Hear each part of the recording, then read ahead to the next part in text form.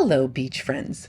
There's something special about Lover's Key. It's one of those places where the world feels a little quieter and where the simple act of walking the shoreline becomes its own kind of treasure hunt. People always ask me why we love shelling so much, why we walk for miles, scanning the sand, bending, searching, hoping. But the truth is, it's built into us. There's a joy and discovery that goes way deeper than the shells themselves. When you come out here, every step holds the possibility of a surprise, and our brains love that anticipation, that feeling that something beautiful might be waiting just a few feet ahead. And seeing this low tide brings a quiet kind of excitement, the type that makes you slow down and look a little closer. And out here at Lover's Key, the search becomes almost meditative. You start to notice the patterns in the sand, the way the waves break, the many colors and textures you'd never see if you weren't looking with intention. And it's that deep connection to nature that keeps us coming back. Now it looks like we'll start with a little bit of grit, not really much of a rack line to speak of. So let's go down. Again, the tide is low, so I'm gonna have to go all the way down there. The birds have been here. All right, it's looking kind of scattered, and that's the way Lover's Key has been lately. There's no real rack line, just kind of shells scattered about. So here's some bubbles, some striate bubbles. Always fun. All right, I'm going kind of quick. Yeah, you can kind of tell what's on the ground depending on my pace. Oh, pretty. A chestnut turban. Aren't those lovely, lovely beaded little shells? Those are terrific. So that's a chestnut turban. Yeah, there's not... At least right here. Okay. All right, there's another turban. That's got a little bit of that calcareous tube worm stuff on it. But as always, I'll be looking to show you the pretty things I find on the beach, whether it's colorful, beaded, or rare, including a shell we've never talked about and a bucket list shell for me, as well as a shell that almost made my heart stop. But we're also going to say hi to a couple of critters, including one we're going to get to meet for the very first time, as well as Tony and Brutus, who have a little bit of a beachfront property dispute. So if you're ready to see what all is out there for us today, let's go to the beach.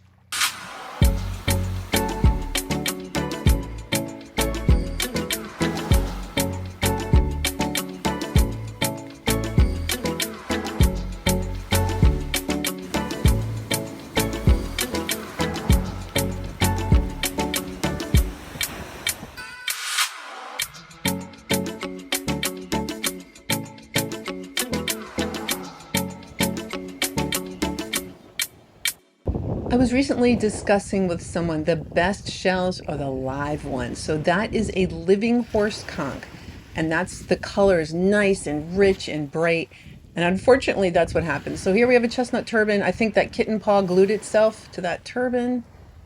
And then here's a beat up drill. I don't know why I didn't notice the one that was above it. That was fine, but who knows? So we're gonna put the critter back in the water, so it can become, hopefully, a nice big shell for us to find in the future. And turn my attention. Oh yeah, just kind of scattered. Whoa, look at the size of that. So that's a chestnut turban. Here's another one just for size comparison. It's like twice the size. Oh, that's a good one. Oh, it's so pretty. Yeah, that's fabulous. Yep, beautiful chestnut turban. Woot woot, and kind of a couple small ones. Works for me. All right. Check the water. I like to, well, for now anyway, it's going to get to the point, it's going to get a little too cold and I'm not going to want to get in the water. But for now, if I can check it. Oh, here is another chestnut turban. That looks very comfortable. That hermit crab looks all tucked in there. And shark eyes kind of have that same kind of shape. Looks very comfy. Good choice, hermit crab. That is a swell shell. So this is not a calico scallop. It is not a bay scallop. It is not a rough scallop. This, I do believe, is the other half of a zigzag scallop. It's just got a different shape to it. And we're going to take another look at that in the future. I have another shell. We're going to kind of look at that at the end of the video. but I've already gotten distracted by the sand dollar. Doesn't take much. Beautiful little key. 5-hole keyhole sand dollar. Yep, those are the kinds we have down here. It's a little flat urchin that is just wonderful. And this is like, oh my God.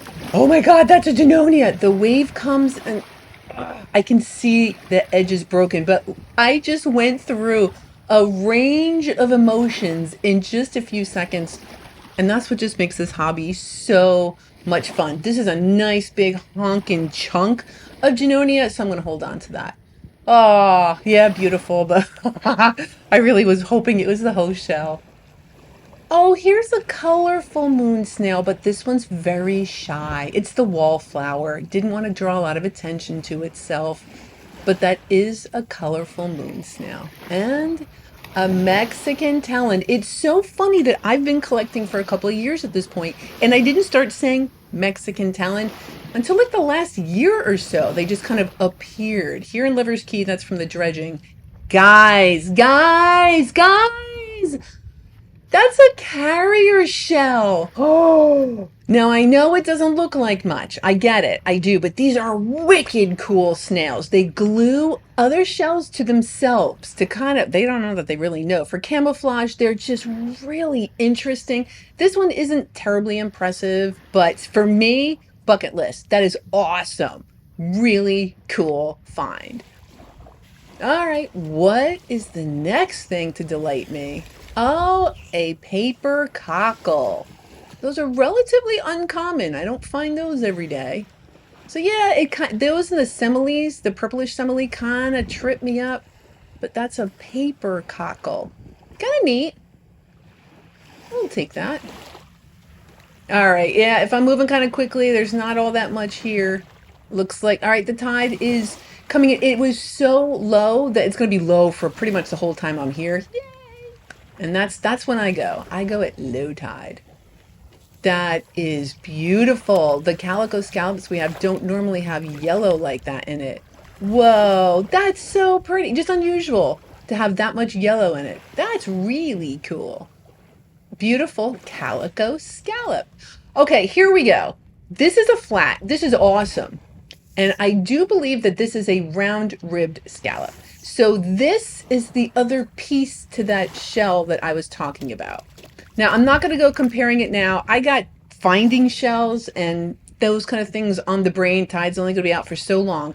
But at the very end of the video, we're going to kind of put those two shells together and take a look at that. A giant bittersweet. Now, what are you doing over here? Just kind of weird. Every once in a while. Oh, cool. Now, just finding anything yellow. So that's a yellow rough scallop, which is also kind of more of an East Coast find, if you ask me. But that is cool. So is this. Also, typically you'd find that on the East Coast of Florida, but really neat to find it over here. So that is a giant bittersweet. Oh, hello. This is a little sea star. I know we normally call them starfish. I kind of stumble now. I've gotten very used to calling them sea stars. And they have little tube feet. So they have a water vascular system. And they kind of have internal pressure and it helps move all those little feet. And that's what I'm kind of trying to capture here. Funny that it's not actually moving toward the water. So these creatures can tolerate being out of the water for a little bit of time.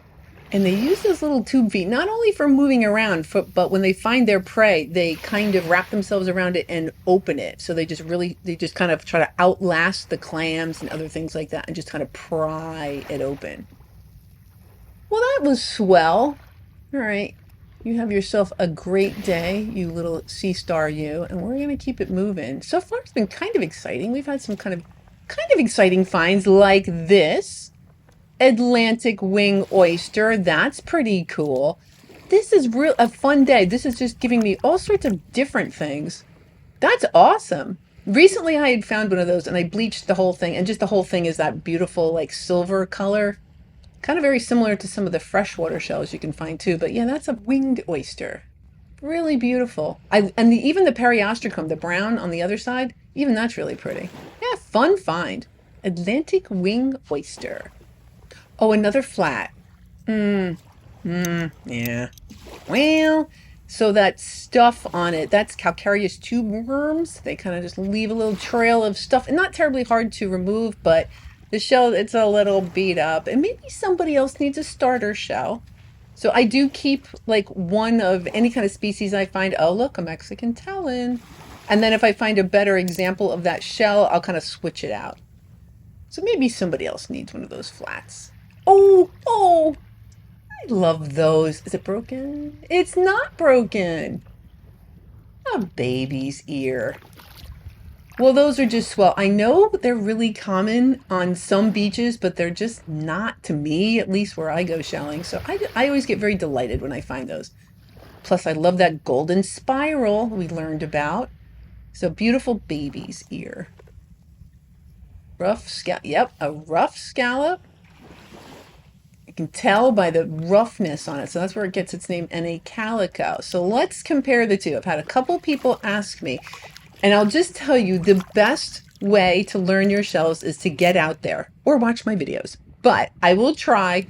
It's really just experience. Let's put that olive to the side. So the rough scallop is on the left, and you'll notice there is a bit of a texture on the shell, but for me, the real tell is really kind of the angle. That calico is much wider of a shell versus the rough scallop. So kind of try to maybe train yourself on that. Or like I said, just get to the beach, pick up lots and lots of shells, and eventually you're going to be able to kind of see the difference.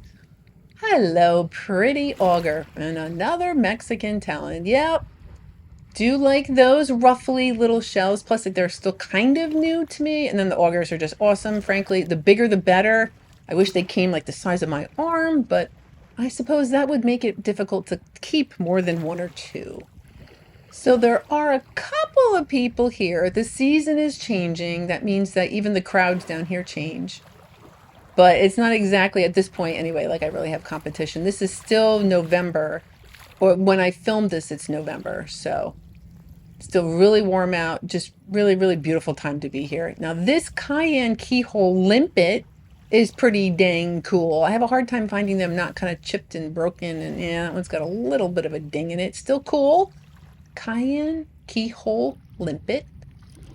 And I know they kind of look like augers, but they're not. That opening is kind of more flared, and of course all the beads on it. So these are dark serifs.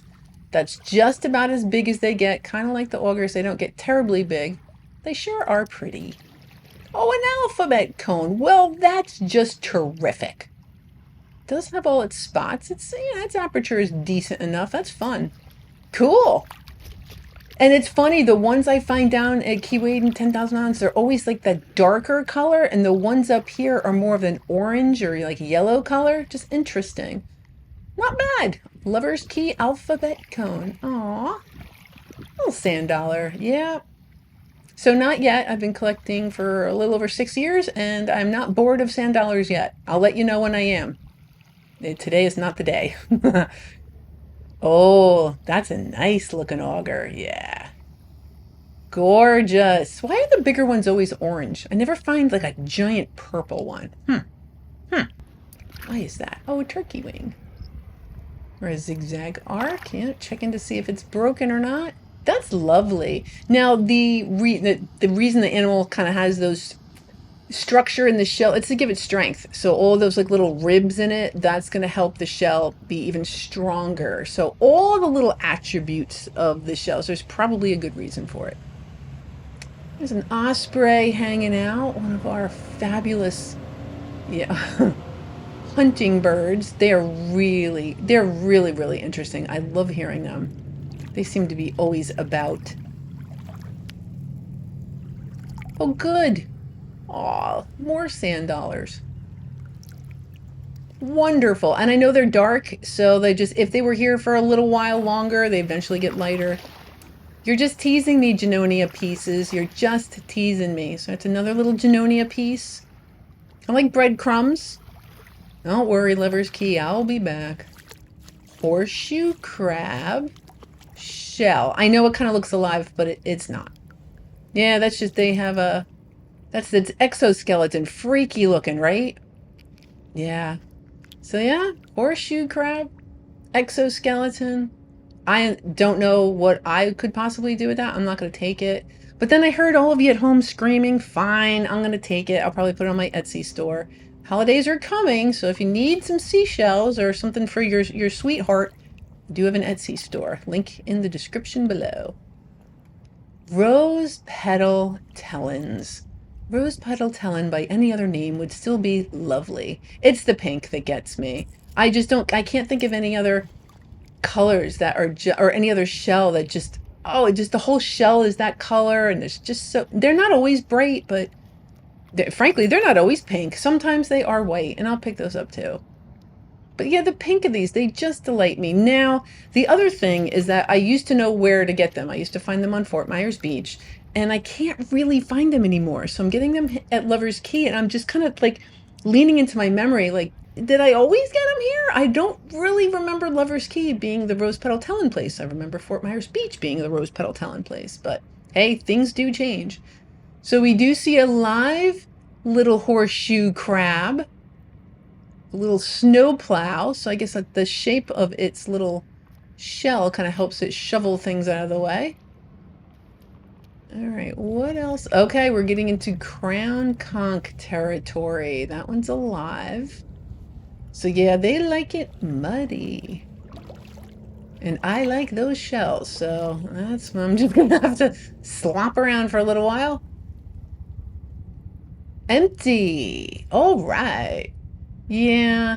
The other thing with the crown conchs, I think, are kind of fun. It's like a two-step process. You have to find the shell, and they're going to be usually kind of a hot mess. And then once I get home, I bleach them, and then I kind of determine how good of a shell it is. I don't know. Those are some eggs right there. And then here's a critter. Yep, it's alive. I can see its little proboscis poking out the front there. Now, you might hear something weird. There is a helicopter in the background, so sorry about that. Another live crown conch.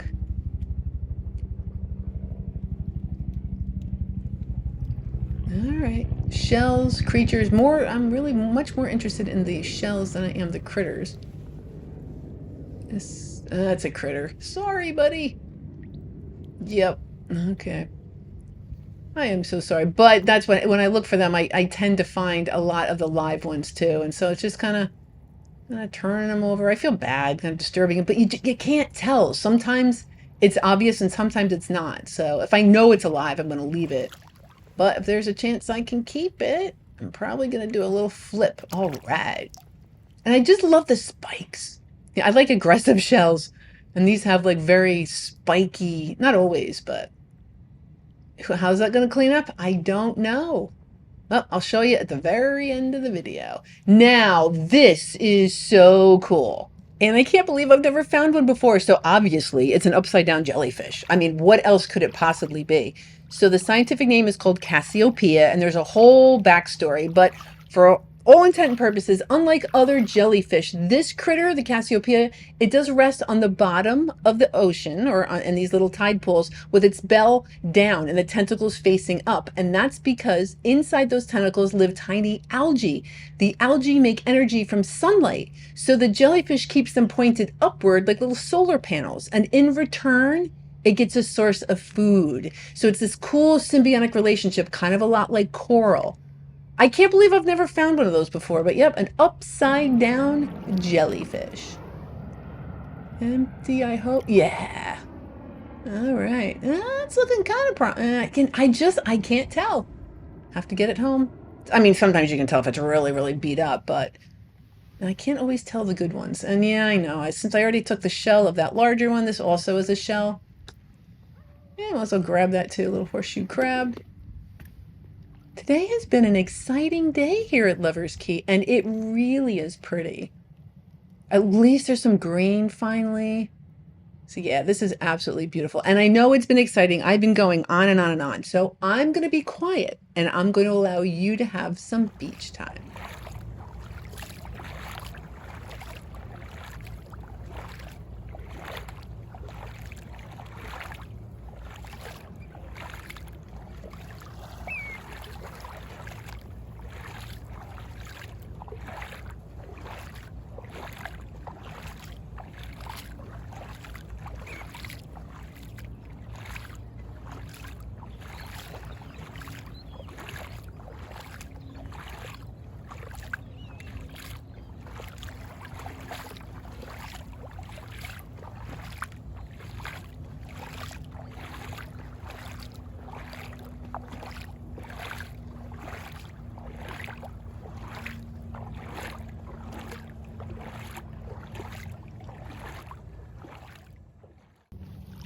Okay, so this is an Atlantic giant cockle, but what's kind of cool is we can see its siphonal tentacles. So see those little things kind of sticking out the side?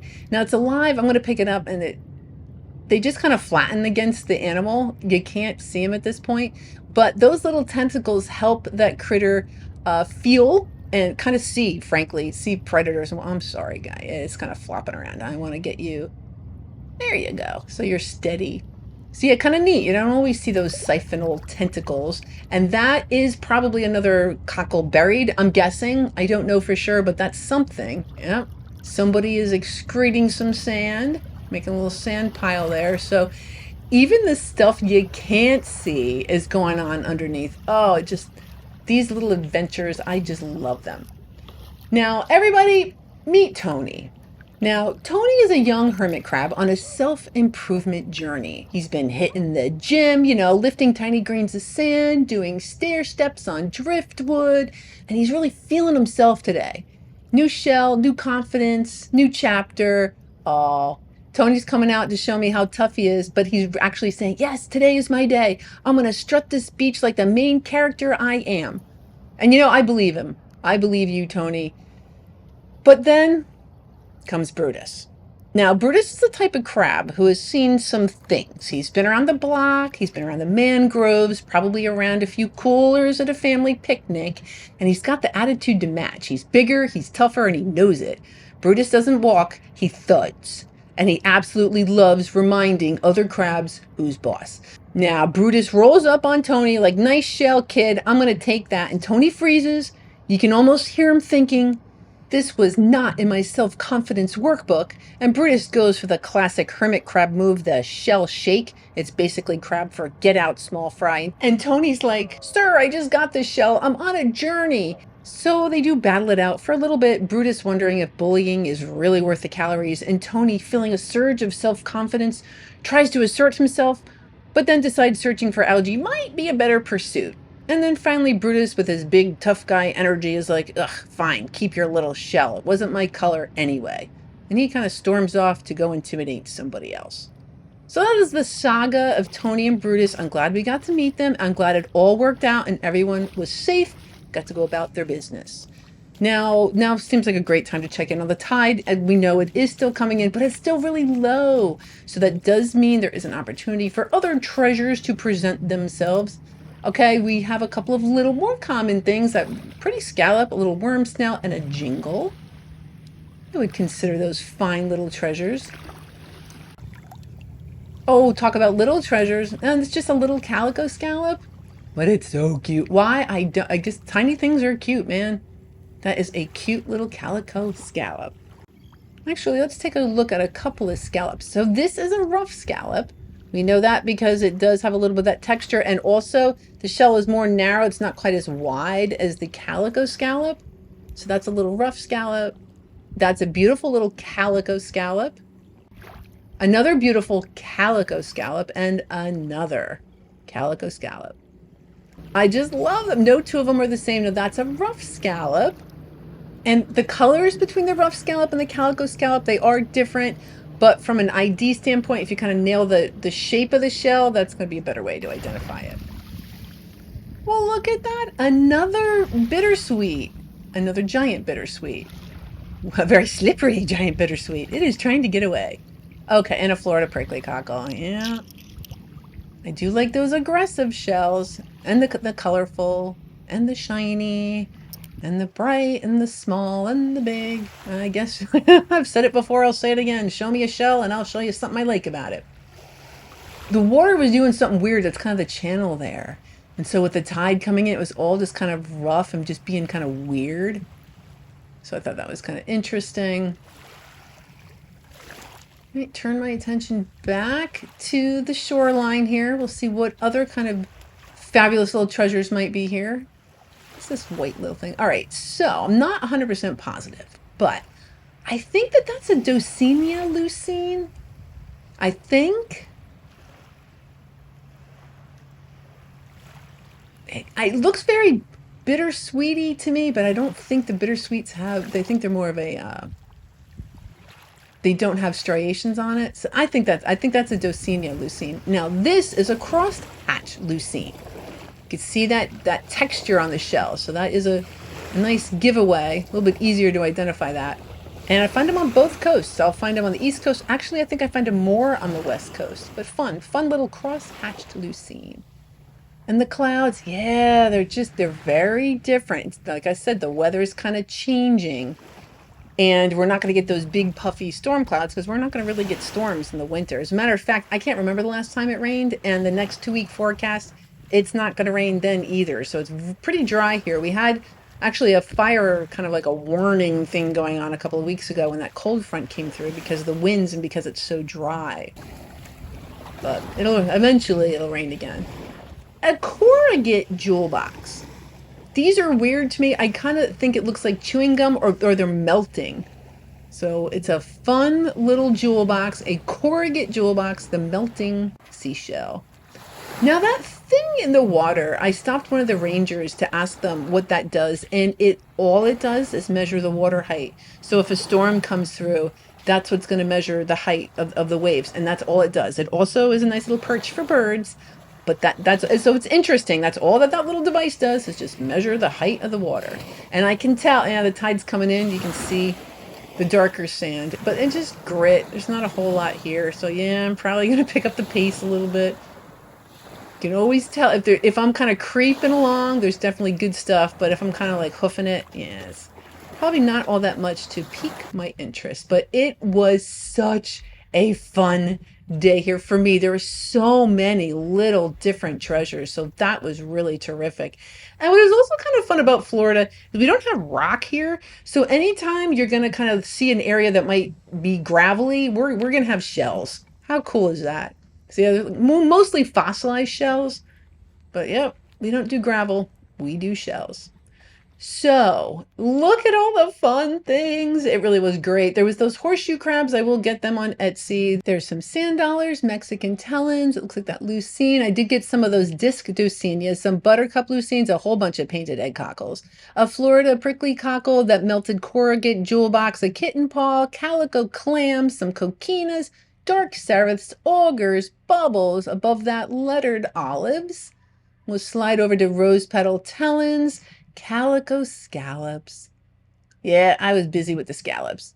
And then there's some rough scallops, some fighting conchs above that. Looks like one bay scallop, some lady-in-waiting Venus clams, some giant Atlantic cockles, a shark eye, some worm snails, colorful moon snails, jingles, chestnut turbans. There is a little bruised nassa, turkey wing, sun on top there, sunray Venus clam. Yep, that's a hinged one. And then the the crown conchs, we're going to get those into bleach and look at those in a minute. These are all the things that I thought were so cool. So the limpet, the wing oyster, the giant bittersweet, the flats, that pretty calico. That carrier shell was for me the bomb. And then the baby's ear, the paper cockle, the Genonia, that big chestnut turban, the other bittersweet, the other lucine. It was just, there were so many different things. That carrier shell, though, I can't wait to find another one. So back to that. So the flat and then that other scallop. So that's how they kind of work together. So obviously I didn't find them hinged, but that's what that is. That other shaped shell, that is a part of a flat. So the round ribbed flat. A flat scallop, really, really cool. And then the crown conchs. This time they didn't really, in my opinion, they're not so great. There's two of them that are okay. I probably will bother to dip it in acid and oil it. This one, it probably will be okay. And then this one. The other ones are fine. It all just kind of depends. I'm a self-proclaimed shell snob. I do this every once in a while. So I kind of gotten a little bit picky. Patreons, thank you. Recently, I had gotten an email for someone that wanted me to promote their hair removal device, and it's tempting. It is, because money. It's tempting, but I don't do it, and because of you, I'm able to say no to weird stuff like that. So thank you so much for allowing me to go out and bring this kind of content to everybody. Weren't for you, couldn't do it. Next week, I find a bucket list shell. It's beautiful. I cannot wait to share. So until then, I hope you have yourself a really wonderful week, and I'll see you again next Sunday.